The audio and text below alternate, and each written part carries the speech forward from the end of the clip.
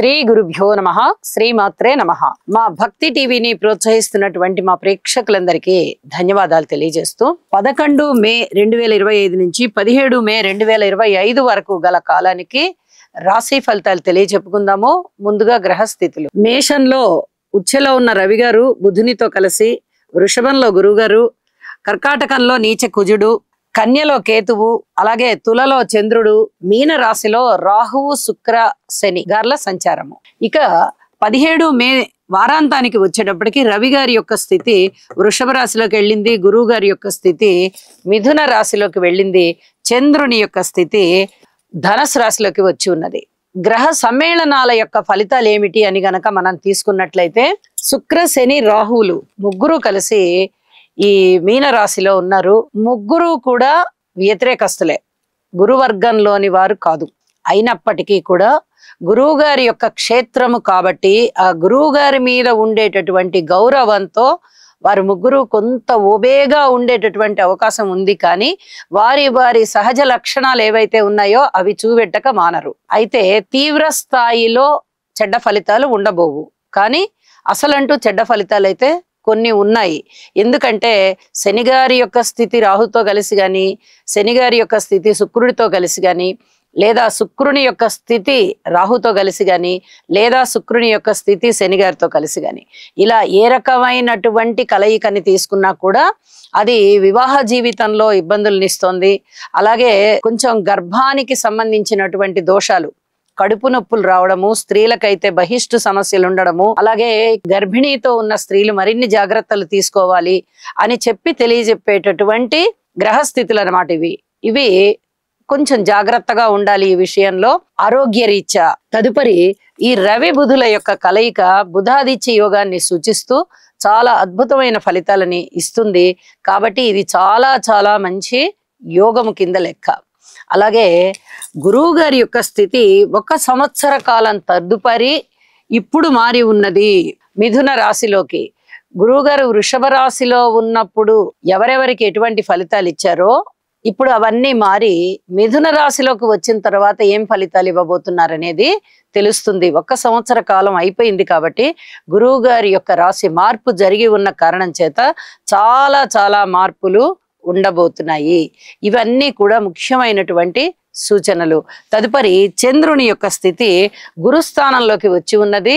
అలాగే గురువు గారి యొక్క స్థితి మిథున రాశిలోకి వచ్చి ఉన్న కారణంగా వారాంతంలో గురువు గారి యొక్క దృష్టి చంద్రుడి మీద పడడము చాలా మంచి ఆత్మవిశ్వాసం పెంచేటటువంటి గ్రహస్థితి ఇది. అయితే ఎట్ ద సేమ్ టైం అంటాం కదా, అదే విధంగా శని గారి యొక్క దశమ దృష్టి కూడా చంద్రుడి మీద పడుతూ ఉన్న కారణం చేత ఇక్కడ కొంచెం మానసిక ఒత్తిడికి గురి అయ్యేటటువంటి అవకాశాలు కనిపిస్తూ ఉన్నాయి.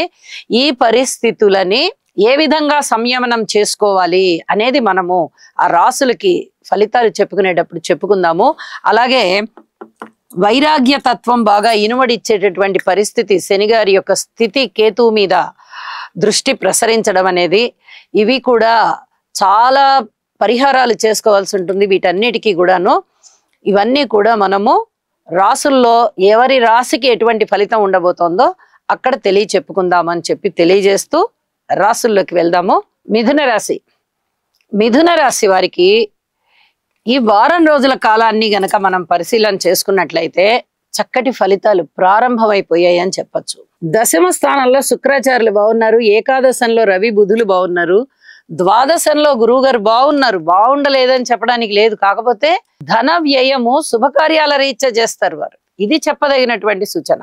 ఇప్పుడు వారాంతంలోకి వెళ్ళేటప్పటికీ ఇంచుమించుగా గురువు గారు రాశిలోకి వచ్చేసారు కాబట్టి గురువు గారు కూడా బాగున్నారు. మనకి 11వ తేదీ నుంచి 17వ తేదీ వరకు కదా మనం చెప్పుకుంటున్నాము. గురువు గారు పూర్తి లాస్ట్కి వచ్చేసారు. 29 డిగ్రీల 50 నిమిషాలు 52 నిమిషాల వరకు వచ్చారు. ఇంకా పక్క రాశిలోకి సంచారం అవడమే ఆలస్యం అన్నమాట. ఇలాంటి సమయంలో గురువు గారి యొక్క స్థితి బుధ రాశిలోకి ప్రవేశించినట్లుగానే ఫలితాలు ప్రారంభమైపోతాయి. ఇది చెప్పదగినటువంటి సూచన. ఇంత అద్భుతమైన స్థితిలో ఉద్యోగరీత్యా బాగుంటుంది, ఎదుగుదల ఉంటుంది, అన్నదమ్ముల సహాయ సహకారాలు బాగుంటాయి, మాతృవర్గ రీత్యా బాగుంటుంది, మీ వ్యక్తిగతంగా బాగుంటుంది, ఆరోగ్యం బాగుంటుంది, సంతానం బాగుంటారు. అలాగే ఉద్యోగ జీవితం చాలా చాలా బాగుంటుంది, ఉన్నత స్థితి వస్తుంది, భార్యాభర్తల మధ్య అనుకూలతలు పెరుగుతాయి, సన్మాన సత్కారాలు ఉంటాయి, మీకు 10 మందిలోనూ చక్కటి పేరు ప్రతిష్టలు సంపాదిస్తారు. ఏ విషయాన్నైనా ఒక తర్కంతో ఆలోచించుకొని ఎలా నిర్ణయం తీసుకోవాలి అనే దాని మీద నిర్ణయం తీసుకుంటారు. చాలా అద్భుతమైన ఫలితాలు ప్రారంభమైపోయాయి అని చెప్పచ్చు. పైగా లాభస్థానంలోనే బుధాదిత్య యోగము, రవి గారు ఉచ్చలో ఉండడం ఖచ్చితంగా ఉద్యోగ జీవితంలో ఉన్నతి లభిస్తుంది అని చెప్పి చెప్తూ ఉన్నాను. అన్ని విధాలా బాగుంది. అయితే కుటుంబ జీవితంలో మటుకు చిన్నపాటి సమస్యలు ఉన్నాయి, వాటిని మీరు ఓర్పుతో సెటరేట్ చేసుకోండి. ఇది చెప్పదగినటువంటి సూచన. రుణాల రీత్యా కొంత రుణం అయితే తీర్చగలుగుతారు. ఇప్పుడు ధనాదాయం బాగా పెరగబోతోంది కాబట్టి మరికొద్ది కాలంలో ఇంకో కొంత రుణం తీర్చగలుగుతారు. ఇది చెప్పదగినటువంటి సూచన. పబ్లిక్ రిలేషన్స్ చాలా చాలా బాగున్నాయి, దూర ప్రాంత ప్రయాణాలు బాగున్నాయి, స్త్రీల విషయంలో కూడా బాగుంది అనే చెప్పచ్చు. అలాగే విద్యార్థులు మరికొంత కష్టపడాల్సిన పరిస్థితి ఉంటుంది, అతి కొద్ది రోజులు మాత్రమే. ఆ తదుపరి ఆ కష్టం అనేది మీకు చాలా సునాయాసంగా చేసేయడం అనేది అలవాటుగా అయిపోతుంది. అద్భుతమైనటువంటి ఫలితాలు ఉంటాయి, ఉన్నత విద్య బాగుంటుంది. ఇక కార్మికులు, కర్షకులు, నేత పనివారు, చేతి వృత్తుల వారు ఇత్యాది వారు కూడా బాగున్నారు. అన్ని విధాలా కూడా మీకు అనుకూలమైనటువంటి కాలం వచ్చేసింది అని చెప్పి చెప్పడం జరుగుతోంది. ఏ సమస్య ఉన్నా కూడా దాన్ని అధిగమించడానికి చక్కటి ప్రణాళికలు సిద్ధం చేసుకొని ఆ రూపకంగా మీరు అభివృద్ధి సాధిస్తారు. ఇందులో ఏమాత్రం సంశయం లేదు అని చెప్పి మరి తెలియజెప్తూ ఉన్నాను. ఒక్కసారి నవగ్రహ స్తోత్ర పారాయణ మటుకు చెయ్యండి, గురుగ్రహ స్తోత్రాలని మరింతగా పఠించండి, గురువు ఆలయానికి వెళ్ళండి. మీకు దగ్గరగా గనక మీ గురువులు ఎవరన్నా ఉన్నట్లయితే గురువు గారి దగ్గరికి వెళ్ళి చక్కగా వారి ఆశీర్వచనాలు తీసుకోండి అని కూడా చెప్తూ ఉన్నాను. ఎందుకంటే గురువు గారి యొక్క రాశి మార్పు మిథున రాశిలోకి వచ్చి ఉన్నది కాబట్టి ఒక్కసారి గురువు గారి ఆశీస్సులు తీసుకున్నట్లయితే ఇంకా అసలు ఎటువంటి ఢోకా లేకుండా ప్రతి విషయంలోనూ మీకు ఉన్నతి కలిగేటట్టుగా వారి యొక్క ఆశీర్వచనం ఉంటుంది అని చెప్పి తెలియజేస్తూ ఉన్నాను. వారాంతంలో కూడా అద్భుతమైన ఫలితాలు చంద్రుడి వల్ల ఏర్పడబోతున్నాయి. సప్తమంలోకి వచ్చినటువంటి చంద్రుని యొక్క స్థితి అనేక విధాలా మంచి చేస్తోంది. పబ్లిక్ రిలేషన్స్ పెంచుతోంది, పెట్టుబడులను పెంచుతోంది, లాభాలను ఇస్తోంది, భార్యాభర్తల మధ్య అనుకూలతని చాలా బాగా పటిష్టం చేస్తోంది. ఎవరైనా విడిపోవాలి అనుకునేవారు మనసు మార్చుకుని మళ్ళీ మీరు ఒకే ఇంట్లో ఉందాము, ఒకేలాగా ఉందాము అని మళ్ళీ ఒకటిగా ఉందాము అని మాట అనుకుంటారు. అంత చక్కటి ఐకమత్యాన్ని ఇస్తోంది అని చెప్పి తెలియచేస్తూ ఉన్నాను. ఈ చెప్పిన పరిహారాలు చేసుకోండి, మరింత బాగుంటారు. శుభం.